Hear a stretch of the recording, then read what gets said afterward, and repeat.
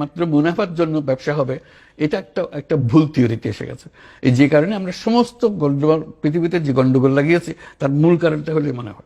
এই মুনাফার কারণেই আমাদের সমস্ত লন্ডভন্ড হয়ে যাচ্ছে। কাজে আমাদের প্রকৃত মানব প্রকৃতিটা কি সেটা বুঝতে হবে।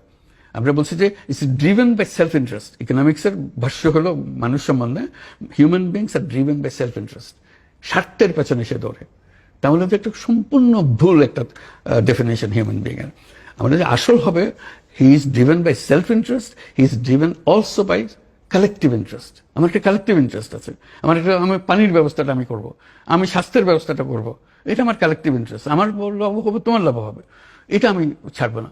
এটা আমরা করি, কিন্তু আমরা করি কিভাবে? এটা দিয়ে ডোনার দিয়ে, দান খয়রাত দিয়ে। আমি যে দান খয়রাত ব্যবসার মাধ্যমে এটা করা যাবে। তফাৎটা হবে, একটা ব্যবসাতে আমি মুনাফা করব, আরেকটা ব্যবসাতে আমি 1 পয়সা মুনাফা করবো, সেটা মাত্র। আমি এভাবে বলি, making money is a happiness. আমাদের তার সঙ্গে আরেকটা কথা, making other people happy is a super happiness. Making money is a happiness, making other people happy is a super happiness. তখন বলছে না, এটা তো আমরা দেখি না। আপনি মুখে মুখে বলছেন, আপনি দেখেন না, এই জন্য করেন না। তো কোনোদিন করলে বুঝতে পারবেন। আমি করেছি, আমি ওটা বুঝি। আমি এটা ছাড়া আর কিছু বুঝি না, কারণ আমার এত আনন্দ লাগে এটা করে।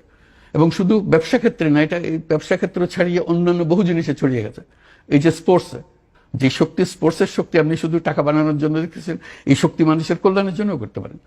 এটার থেকে নানা কথা ঘুরিয়ে এটার আলোচনা হতে হতে শেষ পর্যন্ত ফ্রান্সের লোকজন আমার দাওয়াত করলো যে এটা আমাদেরকে ভালো করে বোঝান, আমরা এটা কিভাবে ব্যবহার করবো। কেন আমরা এখানে অলিম্পিক করতে চাই।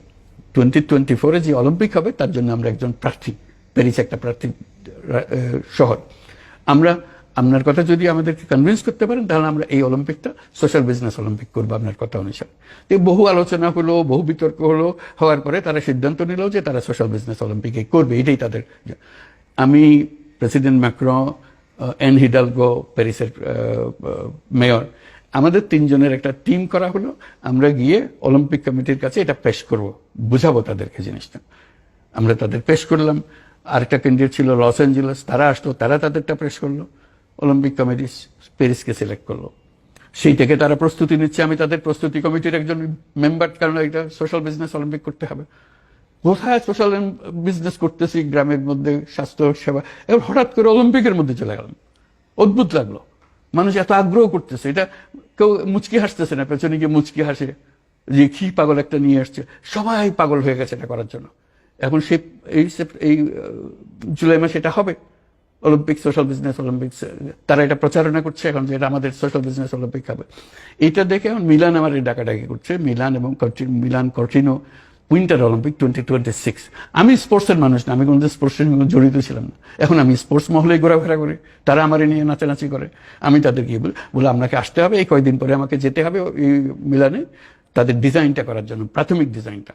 এবং বলছে যে আপনি প্যারিসে যাটুকু করতে তার দ্বিগুণ করতে হবে আমাদের এখানে সোশ্যাল বিজনেস, যাতে করে এটা স্পষ্টভাবে তুলে ধরতে।